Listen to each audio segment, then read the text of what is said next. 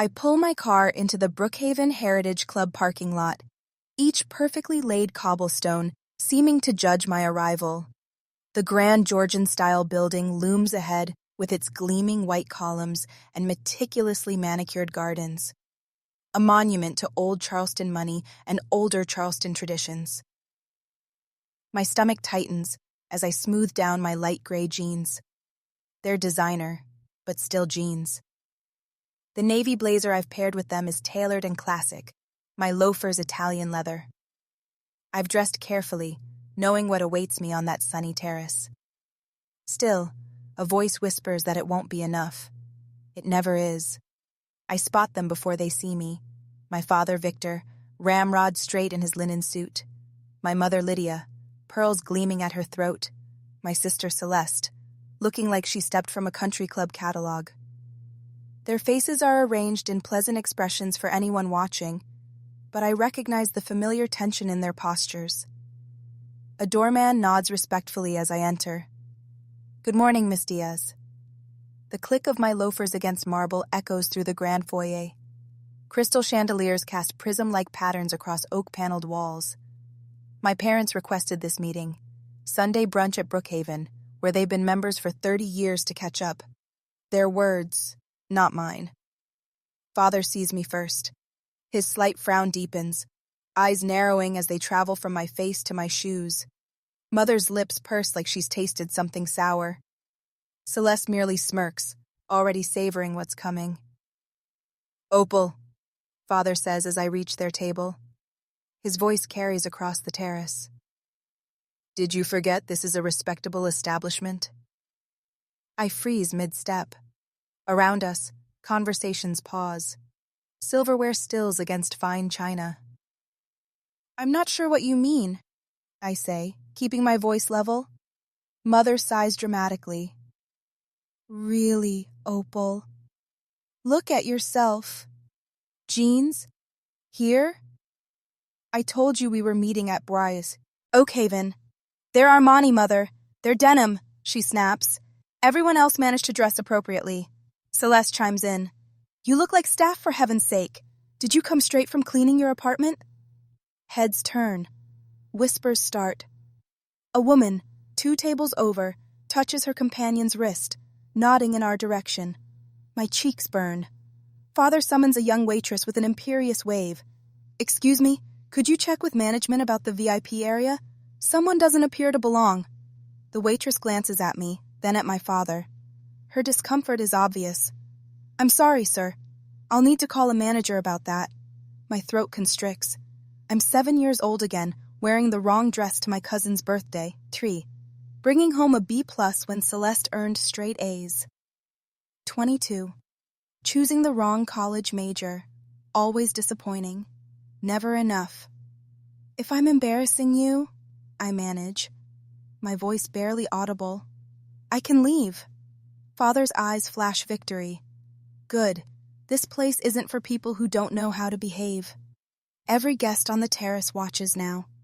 The magnificent room with its soaring ceilings and wall of windows overlooking Charleston Harbor suddenly feels like a stage, and I'm the unwitting performer in some humiliating play. I turn toward the exit, shoulders hunched, when a gentle hand catches my elbow. "Miss Diaz," says a middle-aged woman in a Brookhaven staff uniform. Her name tag reads, "Mrs. Henderson." Just a moment.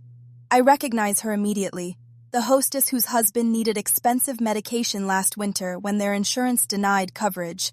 I'd intervened quietly, made some calls, covered what they couldn't afford.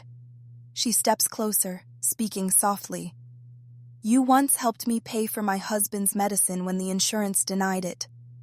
You never mentioned it again, just did what was right." Her gray eyes hold mine.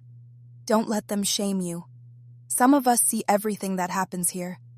Something shifts inside me, the tectonic plates of my soul realigning.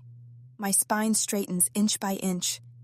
"Thank you, Mrs. Henderson," I whisper. She nods once, steps back. I turn toward my family again. Their expectant faces so certain of my retreat tell a story I've known my whole life. The story of Opal Diaz, the disappointment, the one who never quite measures up. But maybe that's not the only story. I walk back to their table, pull out the empty chair, and take my seat. I believe I'll stay for brunch after all, I say, reaching for a napkin and placing it on my lap with deliberate care. I'm rather hungry.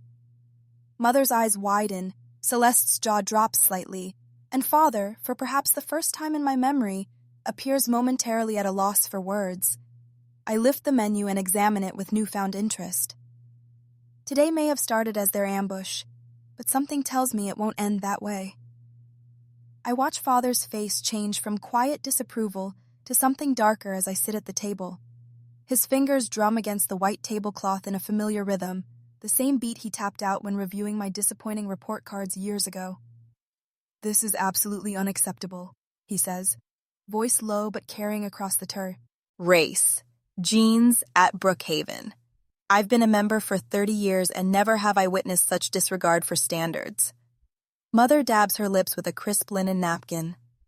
"Victor, perhaps we should speak with management. This reflects poorly on all of us." "I agree," Celeste adds, smoothing her peach-colored dress. "The dress code exists for a reason." Father stands abruptly, scanning the terrace for staff. His 6'2" frame commands immediate attention, a skill he mastered during his decades presiding over boardrooms. He spots a young woman in a Brookhaven uniform and raises his hand imperiously. "Excuse me," he calls. "We need to speak with management immediately." The floor manager approaches our table. Kendra Holt. I recognize her from the personnel files. Mid-40s, competent, discreet. Her expression reveals nothing as she addresses my father. "Good morning, sir. How may I assist you?" 1. Father gestures toward me without making eye contact. "This girl shouldn't be here. Call the owner immediately." Celeste smirks, crossing her arms. Someone's about to be escorted out. My throat tightens. The familiar weight of their disapproval presses against my chest. For a moment, I consider surrendering, walking out the door, and sparing everyone the scene Father seems determined to create. But Mrs. Henderson's words echo in my mind. "Don't let them shame you. Kendra's professional mask doesn't slip. I understand there's a concern. I'll get Ms. Sloan, our executive director, to address this matter." "Good," Mother says, straightening her pearl necklace. "Someone needs to maintain standards around here." The sunlight filtering through the arched windows catches on Mother's diamonds. Her wedding set 3 carats.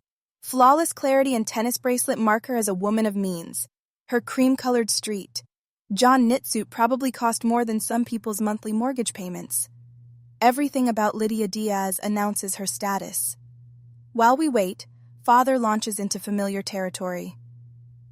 "This is exactly the problem with your generation, Opal. No respect for institutions or traditions." I remain silent, taking a slow sip of water. "Your sister understands propriety. She married appropriately, dresses appropriately, behaves appropriately." Celeste preens under his praise.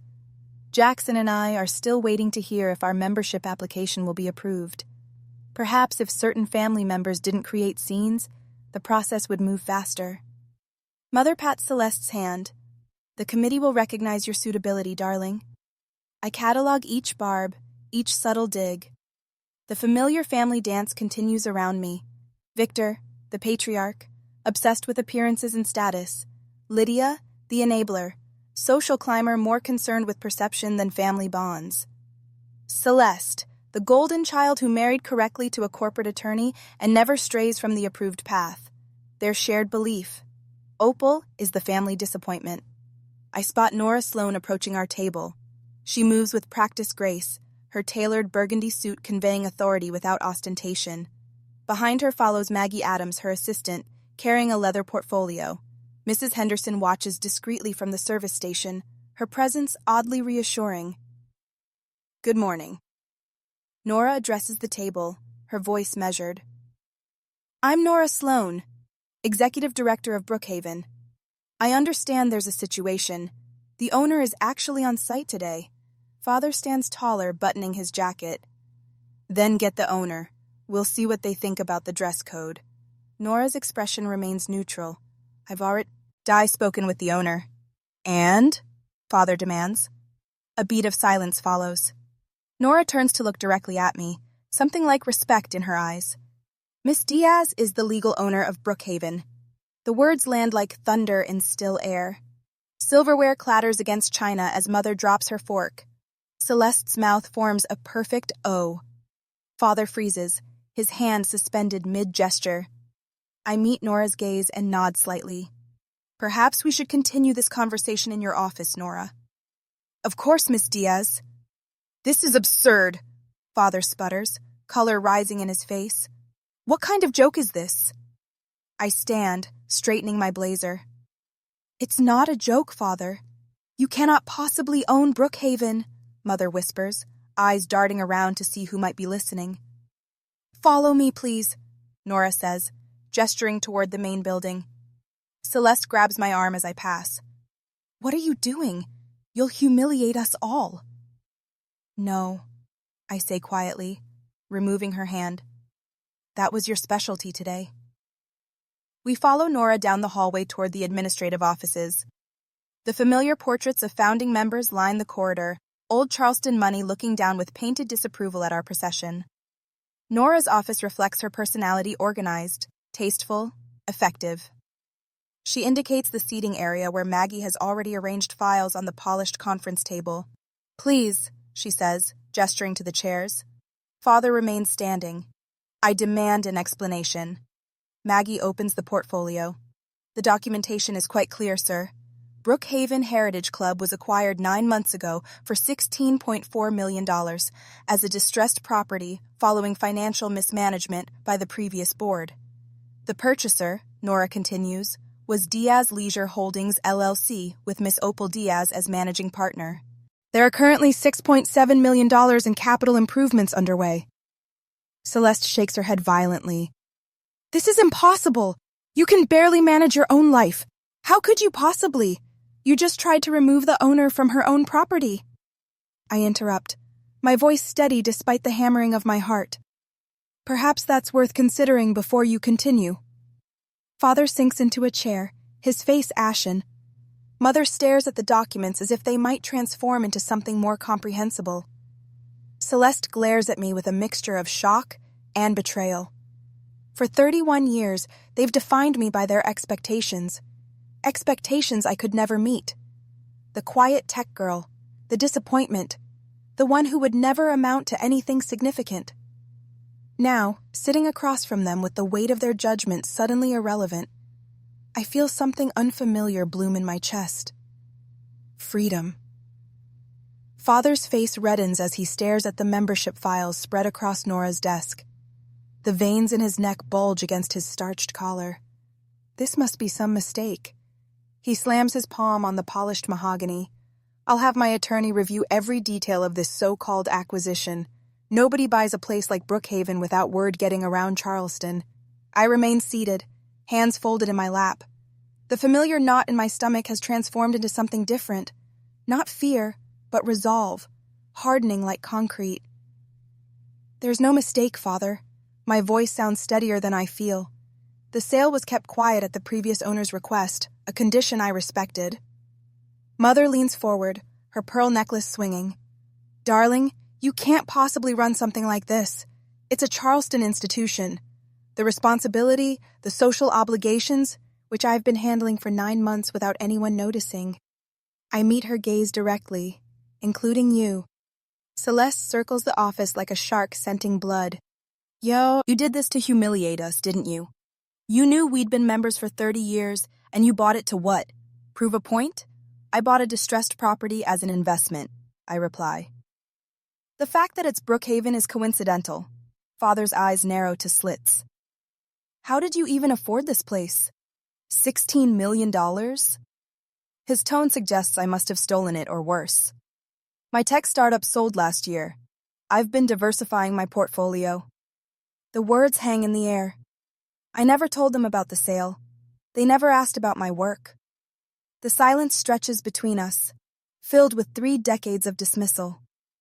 I turn to Nora, who stands poised near the door. What does the rulebook say about member conduct? She steps forward, professional and composed. Article 7.2 covers conduct damaging to the club's reputation, specifically, public behavior that creates disturbances, embarrasses other members, or reflects poorly on Brookhaven's standards. And what's the procedure? I ask. The incident must be documented with witness statements. A temporary suspension can be issued immediately, followed by review from the Compliance and Committee within 14 days. Nora recites this without consulting any documents. The committee then determines if the suspension should be lifted, extended, or converted to revocation. Let's follow it to the letter, I say. Maggie, already taking notes on her tablet, nods and slips out. Father's laugh is sharp, brittle. This is absurd.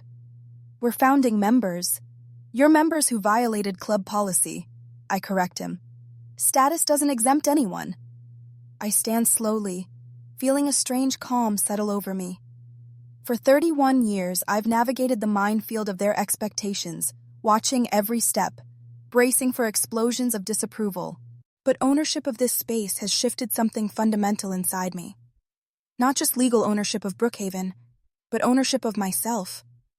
For 31 years, I say, my voice low but clear, I've let you treat me as less than Celeste, less than your expectations, less than worthy of basic respect. Mother's face crumples in practiced distress. That's not true. We only wanted what was best. Today you tried to have me removed from my own property. I cut her off. Something I've never done before. Not because I violated any rule, but because I didn't meet your standards of appearance. Father rises, towering over the desk. You watch your tone, young lady. I won't be spoken to. That ends today, I continue, as if he hadn't spoken. Your membership privileges are suspended, effective immediately. His face flushes deeper. You can't do this. I can. I am. I press the intercom button. Nora, could you come in, please? She enters promptly, followed by Maggie, who carries a folder of documents. Mrs. Henderson waits in the doorway, her gray eyes steady. Mrs. Henderson, would you be willing to provide a statement about what you witnessed on the terrace? I ask. She steps forward. I'd be happy to, Ms. Diaz. Her voice is firm. I observed Mr. and Mrs. Diaz publicly humiliating their daughter and attempting to have her removed from the premises. Miss Renner participated as well. She nods towards Celeste. The doors open again, and 2 security officers enter. They stand at attention, waiting. File minutes of incident, I instruct Nora. Issue a 30-day interim suspension for all 3 parties, pending committee review. Nora nods. I'll forward the complete file to the Compliance and Discipline Committee within 14 days as required. You'll supervise to avoid any conflict of interest, I add. This is outrageous, Father sputters. I've been a member here since before you were born, which means you've had ample time to learn the rules. I gesture to the security officers. These gentlemen will escort you to collect your belongings from the locker rooms, then to your vehicles. Mother's tears flow freely now. You can't do this to your own family. I'm not doing anything to you, I correct her. I'm enforcing the rules you broke, the same rules you've expected everyone else to follow all these years. Maggie hands them each a formal notice detailing the suspension. Celeste crumples hers into a ball. You're making a terrible mistake, she hisses. No, I shake my head. For once, I'm not. The security officers step forward, polite but firm. If you'll come with us, please. Father looks as if he might refuse, but after a moment's consideration, he buttons his jacket with trembling fingers. As they reach the door, I speak one last time. No one deserves disrespect just because they're not wearing designer clothes or because they don't fit someone else's idea of belonging. That applies to everyone who enters Brookhaven, member or staff. After they're gone, I sink back into my chair. The office falls silent except for the ticking of an antique clock. Through the window, I watch them cross the parking lot, Mother leaning on Father's arm, Celeste stomping ahead. 31 years of criticism, dismissal, and conditional love, all embodied in those 3 figures growing smaller in the distance. Mrs. Henderson returns with a cup of coffee and places it before me. Well done, Miss Diaz. I wrap my hands around the warm porcelain. Thank you, not just for that. She gestures toward the door. For what you did for my husband last winter, you never mentioned it, never asked for anything in return. I shrug. It was the right thing to do. She nods, understanding what I don't say. Some acts of kindness need no audience or recognition. My family never understood that. The revelation hits me like a physical force. I've spent my whole life seeking their approval, chasing validation they were incapable of giving. The startup I built, the millions I earned, buying this club, none of it stemmed from pure ambition, but from a desperate need to prove myself worthy of love that should have been unconditional. But I never needed it. Not their approval, not their validation, not their version of love with all its conditions and sharp edges. I take a sip of coffee, feeling the warmth spread through my chest. Outside, their car pulls away from Brookhaven, leaving 3 empty parking spaces. And for the first time since arriving this morning, I breathe freely. 2 days later, my phone vibrated for the 11th time tonight. I leave it face down on the nightstand, the blue notification light pulsing like a tiny, angry heartbeat in my darkened bedroom. The digital clock reads 11:42 p.m. The screen illuminates with Celeste's name. Again, I know exactly what she's saying without looking. The same message, just repackaged with increasing desperation. I finally reach over, my curiosity getting the better of me. The text glows harsh in the darkness. You can't do this. Think about what people will say. People. Always people. The nebulous jury of Charleston society that has sentenced me to a lifetime of inadequacy. I scroll through the barrage that preceded it. 3 missed calls from Mother, 2 from Father, 7 texts from Celeste. 1 particularly blistering email from Father with legal notice in the subject line. Mother's voicemail plays next, her voice pitched high with practiced distress. Your father's blood pressure is through the roof. Is that what you wanted? To put him in hospital? Call me back immediately. My thumb. B hovers over the screen. For a moment, that familiar knot forms in my stomach.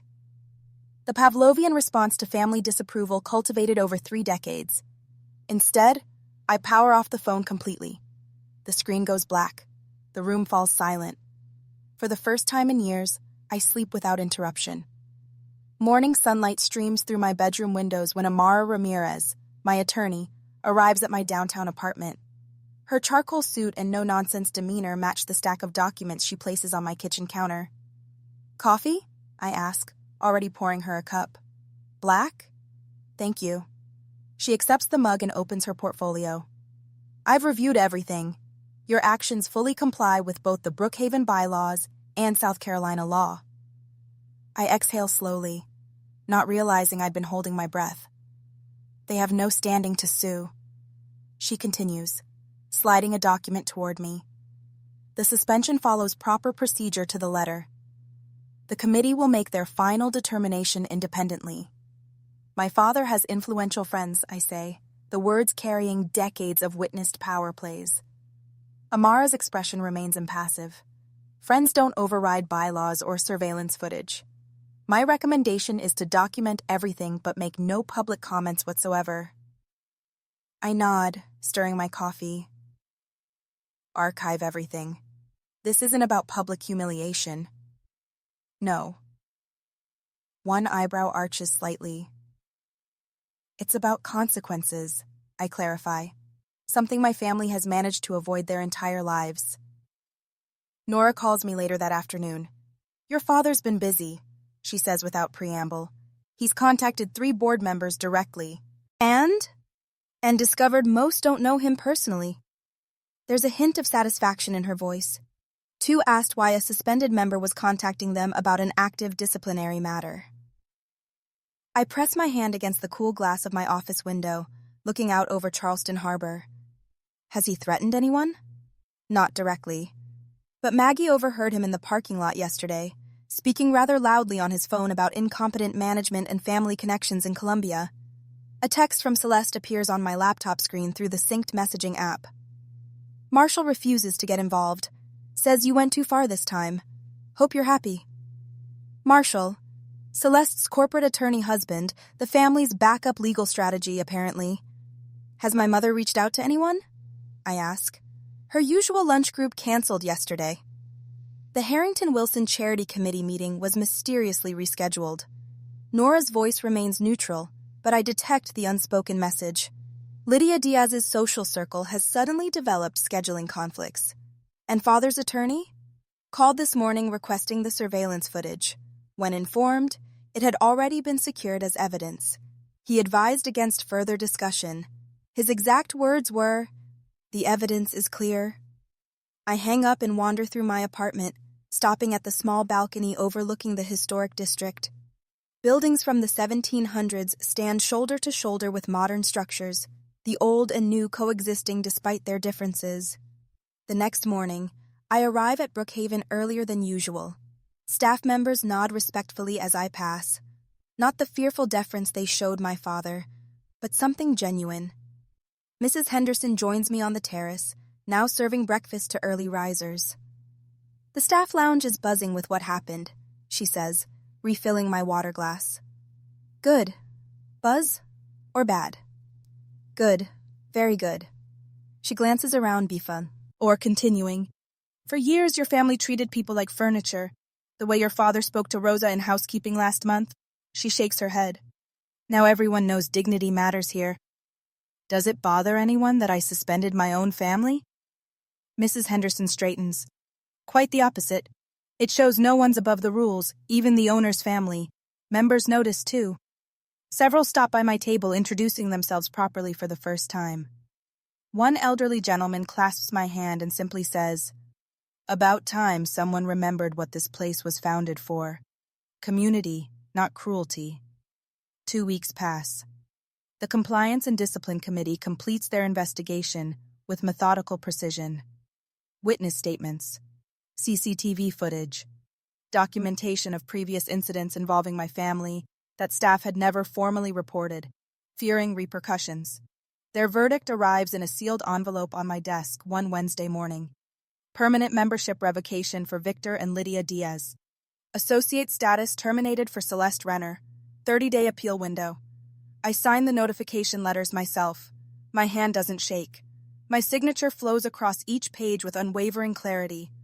That evening, I drive home along the Battery, past antebellum homes with wide porches where generations of Charleston families have watched the tides come and go.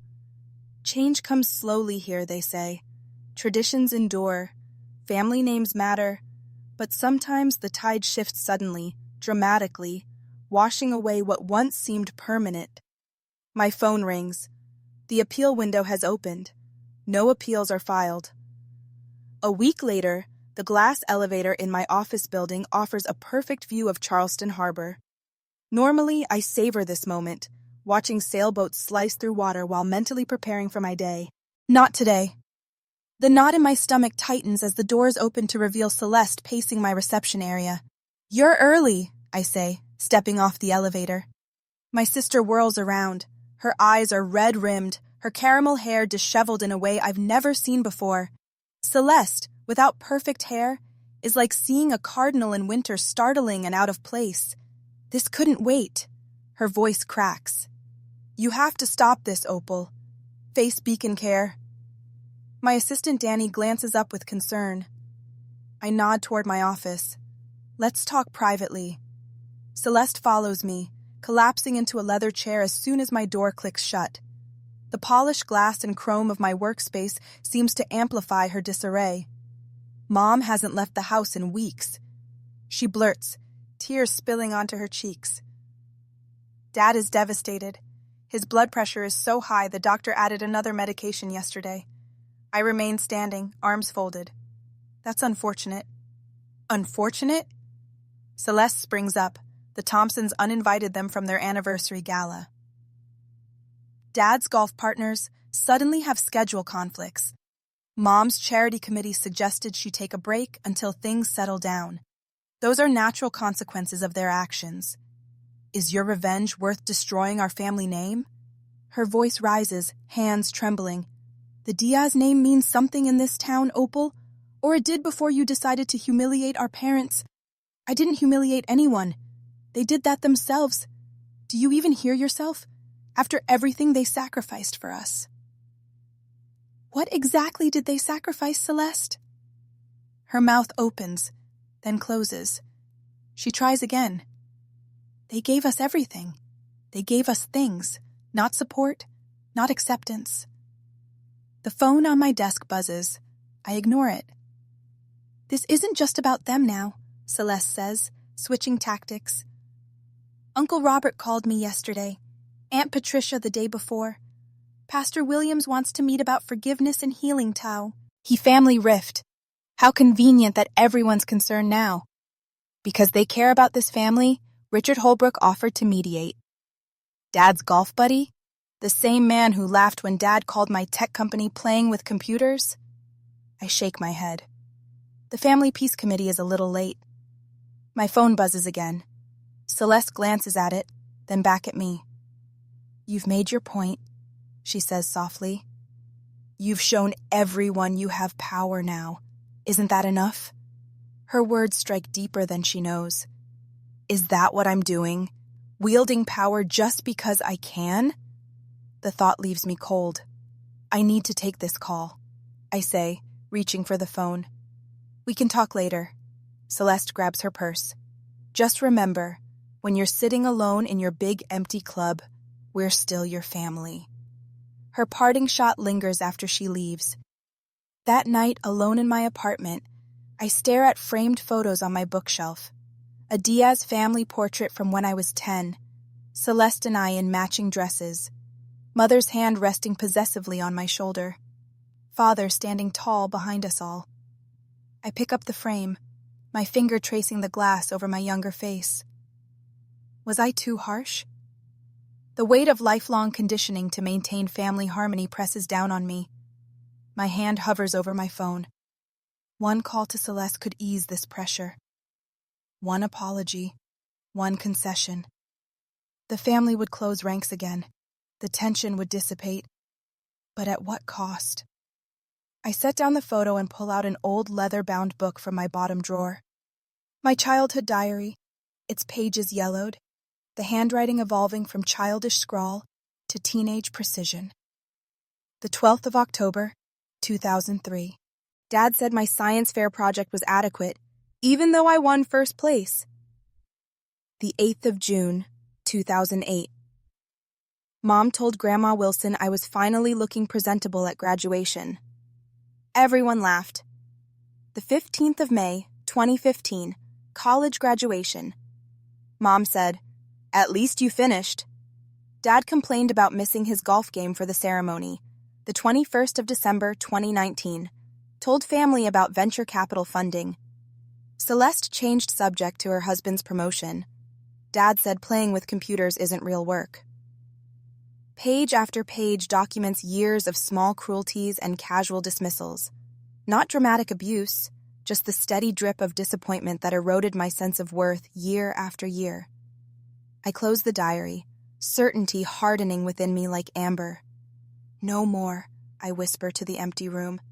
Their problems are not my responsibility. 3 days later, we meet at a neutral location, a private dining room at the Charleston downtown. I arrive first, selecting a seat that faces the door. Father enters like he's storming a boardroom, Mother and Celeste trailing in his wake. He doesn't sit. "This has gone on long enough," he announces, as if declaring the matter closed. I remain seated. "Hello to you too, Father." Mother dabs at her eyes with a handkerchief. "After everything we've done for you, Opal, the sacrifices we made, you've always been selfish," Celeste adds. "But this is beyond anything. The accusations pile up like driftwood before a storm. I let them wash over me, neither defending nor attacking. When they finally exhaust themselves, silence falls. I accept that this is how you see me," I say quietly. Father frowns. This isn't the script he expected. "I'm not here to negotiate." I continue. The decision stands. Now see here, Father begins. I won't discuss it further. This meeting is courtesy, not obligation. Mother's lips tremble. Where will we go? Everyone knows what happened. You're free to join.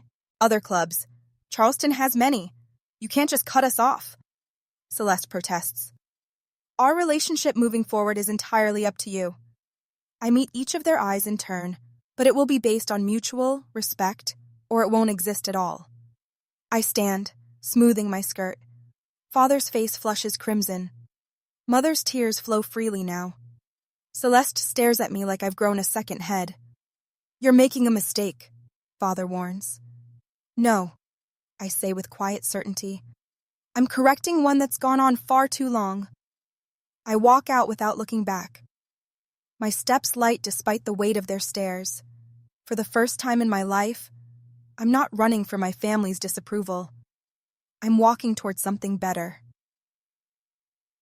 6 months have transformed Brookhaven. The terrace blooms with fresh arrangements as I weave between tables at our annual charity gala. No longer an outsider, but the woman who revitalized this institution. Miss Diaz. The silent auction numbers are impressive, Nora whispers, tablet in hand. We've already doubled last year's total. I nod, grateful for her efficiency. The renovation budget paid off.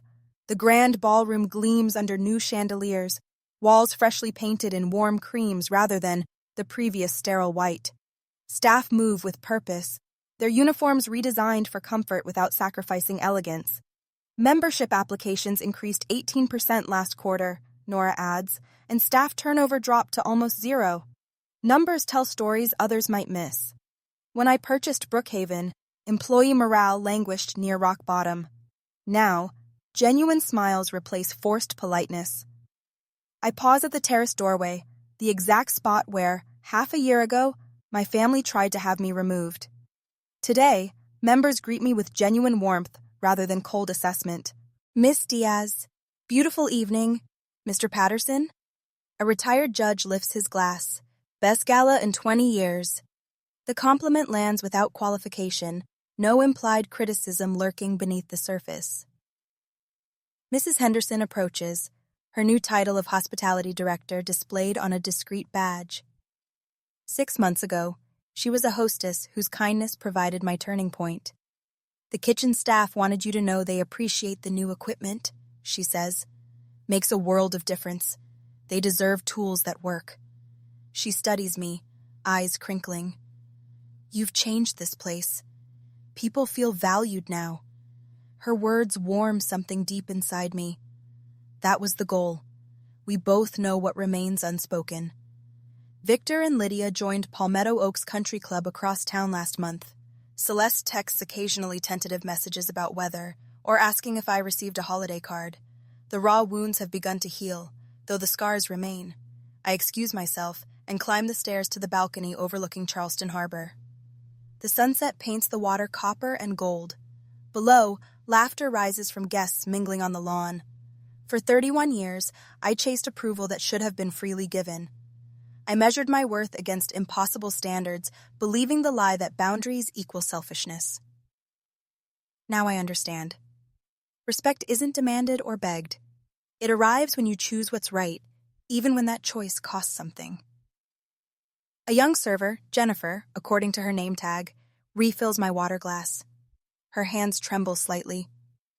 Everything all right? I ask. She hesitates. May I ask you something, Miss Diaz?